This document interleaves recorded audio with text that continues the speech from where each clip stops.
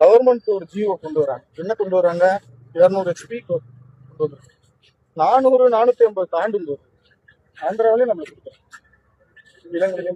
இதுக்கு இந்த இன்ஜின் பிரச்சனை பெரிய பிரச்சனை. இப்போ இன்ஜின் வந்து அரசாங்கம் ஒரு நடுநிலையா கொண்டு வராங்க. இந்த இன்ஜின் இருந்தா கடல் வளம் நல்லா இருக்கும், மீன் வளம் நல்லா இருக்கும், பவள பாறைகள் நல்லா இருக்கும்.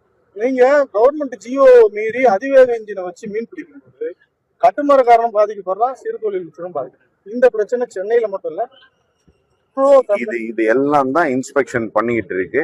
ஆஸ் பர் நார்ம்ஸ்க்கு தகுந்த மாதிரி ஆய்வு வந்தாங்க. இன்ஜினை ஆய்வு பண்ணல. நாங்க என்ன கேக்குறோம்னா, தமிழ்நாடு முழுக்க இந்த இஷ்யூஸ் இருக்கு. நீங்க ஏற்கனவே இந்த 15 வருஷமா 2 கவர்மெண்ட் போராடிட்டு நீங்க நல்லபடியா வந்திருக்கு, சந்தோஷம். நம்மளோட உணர்வுகள் உங்களுக்கு புரியும்.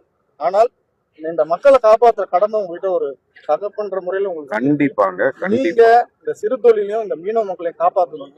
இந்த அதிவேக இன்ஜின்களை, தடை செய்யப்பட்ட இன்ஜின்களை நீங்க ஐயா வந்து அது ப்ராப்பரா செக் பண்ணி கவலையப்படாதீங்க. தடை செய்யப்பட்டது தடையாவே இருக்கும். அதை மீறி எதுவும் வந்து செய்யாம நாங்க ஜீவோ போட்டிருக்கோம். கண்டிப்பா நடக்கும். இப்பதானே வந்திருக்கோம், டைம் கொடுங்க.